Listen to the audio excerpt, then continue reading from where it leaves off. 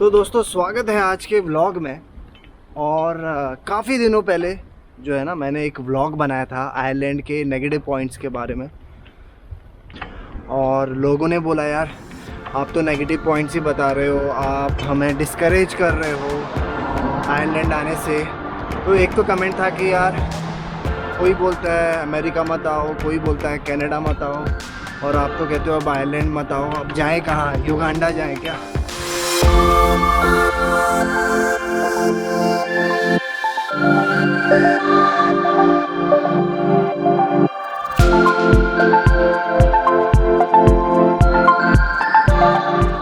तो ये सब कमेंट के वजह से मैं आज सोचा कि यार आज आयरलैंड के बारे में एक ब्लॉग बनाऊंगा। और अगर आप आयरलैंड आ रहे हैं, आपको वर्क परमिट मिला है या तो आप स्टडी के लिए आ रहे हैं, तो ये व्लॉग आप देखना, आपको काफ़ी फ़ायदा होगा। और इसमें मैं बीच में आप वीडियो जो है वो स्किप मत करना, क्योंकि बीच बीच में जो है ना मैं काफ़ी इंपॉर्टेंट पॉइंट्स बताने वाला हूँ, जैसे कि आयरलैंड का पीआर और कब मिलेगा, और आयरलैंड में जो पार्ट टाइम अपॉर्चुनिटीज़ है। तो आप वीडियो को स्किप मत करना, क्योंकि आपको काफ़ी सारी इंपॉर्टेंट इन्फॉर्मेशन ही मिलने वाली है। मैं फालतू आपका टाइम वेस्ट नहीं करूँगा। इधर बुक्स रखे हैं काफ़ी, देखो शायद ये हम लोग ले सकते हैं पढ़ने के लिए। यह अचानक मैं पहली बार देखा।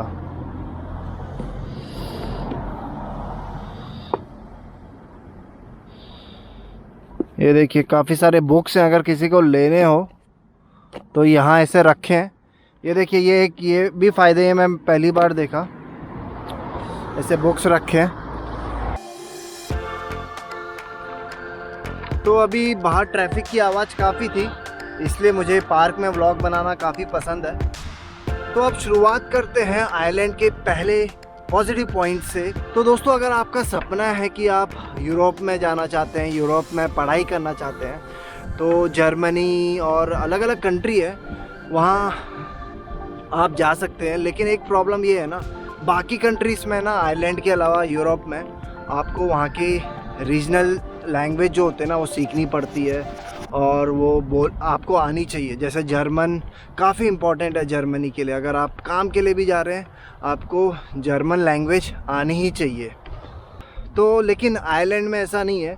अगर आयरलैंड में आपको इंग्लिश आती है तो इनफ है। यहाँ के सारे काम, ऑफिशियल काम और जो भी पढ़ाई है वो इंग्लिश में ही होती है।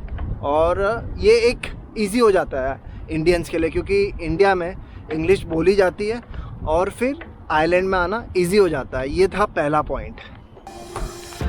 तो अब जाते हैं दूसरे पॉइंट में। दूसरा पॉइंट ये है कि आयरलैंड जो है ना वो काफ़ी फ्रेंडलीस्ट कंट्री। अगर आप गूगल में भी टाइप करोगे ना फ्रेंडलीस्ट कंट्रीज इन द वर्ल्ड, तो उसमें टॉप 10 में आयरलैंड का नाम आएगा ही आएगा। और यहाँ जो है आप ऐसे नॉर्मली चलोगे भी तो लोग आपको ग्रीट करेंगे, हेलो हाय करेंगे। और मुझे तो लगता है ना यही एक ऐसा देश है, थोड़ा बैठ जाता हूँ, बैठ के थोड़ा अच्छा लगेगा। हाँ तो तो मैं बोल रहा था ये जो देश है ना, ये एक ऐसा ही देश मुझे लगता है जहाँ सबसे ज़्यादा सॉरी वर्ड बोला जाएगा। अगर आप थोड़ा ऐसे पीछे कोई है तो वो सॉरी बोल के आगे जाएगा, या हल्का सा वो आप रुक भी गए ना अचानक रास्ते में किसी आदमी के वजह से या कोई शख्स के वजह से, तो वो भी आपको सॉरी बोलेगा। तो सॉरी इधर काफ़ी बोला जाता है। हालांकि इधर कुछ बुरे लोग भी हैं, लेकिन वो काफ़ी कम है। ज़्यादातर जो नॉर्मल लोग हैं वो आपको ग्रीट करेंगे और आपको एकदम प्यार से बात करेंगे। वो एक अच्छी चीज़ है।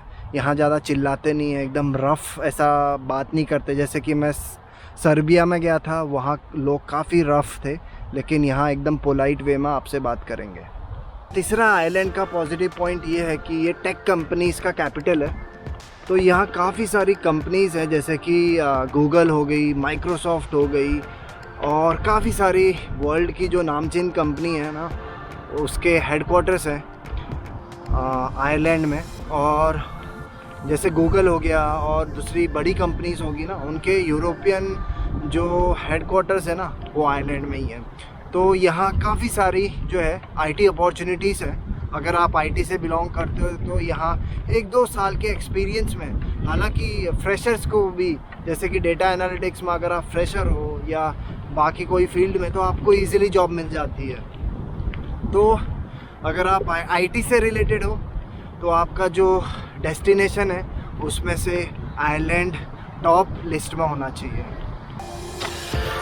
ये देखिए पार्क में ये अभी अभी नए नए बनाया है, ये पूरे बेंचेस अभी अभी लगाए हैं और कितने अच्छे हैं देखिए बेंचेस।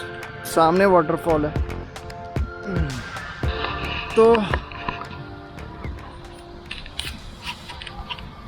तो पांचवा पॉइंट जो है, मैं ये इधर का जो इंफ्रास्ट्रक्चर है ना यार आइलैंड का काफ़ी बढ़िया है। देखिए ये बैठते ही मुझे याद आ गया, हालांकि ये पॉइंट मैंने सोचा नहीं था मैं बोलूँगा व्लॉग में, लेकिन आप देखिए इंफ्रास्ट्रक्चर इतना अच्छा है इधर का, क्या बताऊँ। एक तो पार्क्स काफ़ी अच्छे हैं, काफ़ी बड़े बड़े पार्क्स हैं इधर, और पार्क्स में भी काफ़ी ऐसे डेवलपमेंट होता है, जैसे कि अभी ये बेंच बना दिया है, ये अभी अभी नया बनाया। पार्क के वो साइड ना अभी नया नया एक बॉक्स कंस्ट्रक्ट किया है, वो आप स्कैन करोगे ना तो आप वहाँ से टेनिस के रैकेट्स निकाल सकते हैं, उसके अलावा बास्केटबॉल निकाल सकते हैं, और सब रखे रहते हैं और वापस आपको रखना होता है, फ्री में है ये सब चीज़ें। तो ये अभी अभी डेवलप हुई। फिर बास्केटबॉल कोर्ट है, उधर टेनिस कोर्ट है, नेट्स हैं, और काफ़ी वेल मेंटेन्ड है, एकदम नए नए, मतलब क्वालिटी भी काफ़ी अच्छी, ऐसे नहीं कि बस ख़राब हो गए हैं, काफ़ी अच्छा है। मैं आपको दिखाया हूँ भी पहले ब्लॉग में। तो ये एक चीज़ है जो आइलैंड की मुझे काफ़ी अच्छी लगी। ये लोग इंफ्रास्ट्रक्चर और पब्लिक वेलफेयर में काफ़ी जो है इन्वेस्टमेंट करते हैं। तो अब बात होगी इंफ्रास्ट्रक्चर से रिलेटेड, पब्लिक वेलफेयर से रिलेटेड। अब है सबसे इम्पॉर्टेंट पॉइंट ये ब्लॉग का, आइलैंड में पीआर। तो काफ़ी लोग कनाडा जाते हैं कि पीआर जल्दी मिल जाता है, हालांकि कनाडा में भी शायद 3-4 साल में पीआर मिलता है। मैं उसमें गलत हो सकता हूँ, चाहे तो आप कमेंट कीजिए, लेकिन जितना मुझे पता है 1-2 साल पहले जब मैं रिसर्च कर रहा था मूव करने की इंडिया से बाहर, तब मुझे पता था कि आइलैंड में जो कनाडा में है पीआर 3-4 साल में मिलता है वहाँ रह के। लेकिन आइलैंड में ना अगर आप आईटी स्किल्स है आपकी, तो आईटी जो है वो क्रिटिकल स्किल में ही आता है लगभग, और फाइनेंस भी। तो आइलैंड में पीआर आपको 2 साल में मिल जाता है। हाँ, अगर आप वहाँ इंडिया से डायरेक्ट आ रहे हैं क्रिटिकल स्किल्स में, तो आपको 2 साल में पीआर मिलेगा। और यहाँ भी अगर आप पढ़ाई करके आईटी के रिलेटेड जॉब कर रहे हैं, या अकाउंटिंग या फाइनेंस से रिलेटेड जॉब कर रहे हैं, तो आपको 2 साल में पीआर मिल जाएगा। क्रिटिकल स्किल में 2 साल में पीआर मिल जाता है। कि यार शायद ही कोई ऐसा देश होगा दुनिया में जो 2 साल में पीआर देता है, और वो है आयरलैंड। तो अगर आप बाहर की कंट्री चूज़ कर रहे हैं मूव करने के लिए, और आपका पीआर जो है उसमें से एक मेन पॉइंट बनता है कोई भी डेस्टिनेशन चूज़ करने में, तो आइलैंड को आपको देखना चाहिए और इसके बारे में आपको स्टडी करनी चाहिए। तो अब बात करेंगे सबसे इम्पॉर्टेंट फैक्टर कमाई की, है ना। तो कमाई जो है ना आइलैंड में काफ़ी अच्छी है। तो यूरोप में मिनिमम वेज करके रहता है, तो आयरलैंड एक ऐसी कंट्री है यूरोप में जहाँ मिनिमम वेज जो है वो सबसे ज़्यादा स्तर में है बाकी कंट्रीज़ के हिसाब से, मतलब टॉप 5 में आती है आयरलैंड। तो जर्मनी की भी काफ़ी अच्छी है, नीदरलैंड्स की भी अच्छी है, और आयरलैंड की भी काफ़ी अच्छी है। तो आयरलैंड में अभी मिनिमम वेज जो है वो 11.5 है, लेकिन आपको 12 तक इजीली मिल जाती है। 12 यूरो पर आवर की जॉब जो है आपको इजीली मिल जाती है। जब आप पढ़ रहे हो तब आप इजीली जो है ना रहने का खर्चा और अपना खाने पीने का खर्चा इजीली निकालते हो महीने का इजीली, और थोड़ा सेव भी हो जाता है। और अगर आप फुल टाइम करोगे, सपोज़ आपको जॉब नहीं लगी, सपोज़ आपकी पढ़ाई होगी, अगर आप फिर फुल टाइम 40 आवर्स या 50 आवर्स कर रहे हो, तो आप इजीली 1,80,000 से लेके 2.5 लाख तक कमा सकते हैं। तो ये हुई ना खुश होने की बात। अब जो इससे ही रिलेटेड एक और पॉइंट है, सपोज़ आप पढ़ाई के लिए आइलैंड में आ रहे हो और सपोज़ आपको जॉब नहीं मिलती है, तो यहाँ आपको 2 साल का वर्क परमिट मिलता है, और 2 साल तक आप जो है 40-50 आवर्स काम कर सकते हैं, और महीने के 2 लाख तक इजीली आप कमा लोगे। तो ये एक चीज़ है आइलैंड में जो है, अगर आपको जॉब भी नहीं मिली, अगर आप नॉर्मल जॉब कर रहे हैं जैसे कि रेस्टोरेंट में या डेटा सेंटर्स में या कोई भी रिटेल जॉब अगर आप कर रहे हैं, तो आप इजीली मिनिमम आप जो है महीने के 1,70,000 तो कमा लोगे। तो अब बात करेंगे आयरलैंड के नेक्स्ट पॉजिटिव पॉइंट की। तो आयरलैंड में अगर आप सपोज़ आ गए, आप इधर सेटल हो गए ना, तो जो बच्चों की एजुकेशन है ना, यानी कि जो स्कूलिंग एजुकेशन है वो फ्री है। तो यानी कि स्कूल की फ़ीस आपको नहीं भरनी होगी और एजुकेशन काफ़ी अच्छी है इधर की। तो ये काफ़ी इम्पोर्टेंट हो जाता है, क्योंकि ज़्यादातर जो भी है ना पेरेंट्स की जो कमाई है वो बच्चों की एजुकेशन में चली जाती है। और आजकल स्कूल की जो फ़ीस है वो काफ़ी ज़्यादा है और अच्छे स्कूल्स को तो अफोर्ड करना काफ़ी मुश्किल हो गया है। लेकिन यहाँ जो फ़ीस है फ्री है, तो ये काफ़ी अच्छी जो है ना मुझे आयरलैंड गवर्नमेंट की पॉलिसी लगी। कि आयरलैंड गवर्नमेंट की नहीं, यूरोप में काफ़ी सारी कंट्री हैं जो बेसिक एजुकेशन, प्राइमरी एजुकेशन जो रहता है ना वो फ्री करते हैं। हालांकि कॉलेज में जाके जो फ़ीस है ना वो काफ़ी ज़्यादा हो जाती है।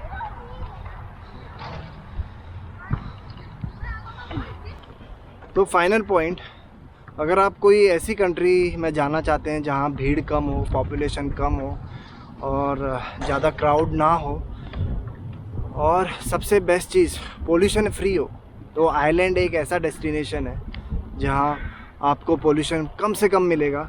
भीड़ तो आपको काफ़ी कम मिलेगी। सिटी में हालांकि थोड़ी भीड़ है, लेकिन सिटी के बाहर तो जहाँ मैं रह रहा हूँ देखिए आप, काफ़ी कम भीड़ है, पार्क्स में भी। तो एक ऐसी चीज़ है जो मुझे काफ़ी पसंद है। तो ये रहे आयरलैंड से रिलेटेड पॉजिटिव पॉइंट्स। तो उम्मीद करता हूँ कि आप मुझे अभी लिखोगे नहीं कि मैं आपको डिमोटिवेट कर रहा हूँ आयरलैंड आने से। वो जो वीडियो था उसका मकसद यही था कि आयरलैंड के बारे में नेगेटिव पॉइंट्स बताऊँ, है ना। मैंने पहले ही मेंशन किया था कि खाली नेगेटिव पॉइंट्स बताऊँगा, और ये वीडियो में मैंने आपको आयरलैंड के बारे में पॉजिटिव पॉइंट्स बता दिए। तो उम्मीद करता हूँ आपको जो व्लॉग है काफ़ी पसंद आया होगा। मिलेंगे अगले व्लॉग में एक और नए कंटेंट के साथ, तब तक के लिए गुड बाय।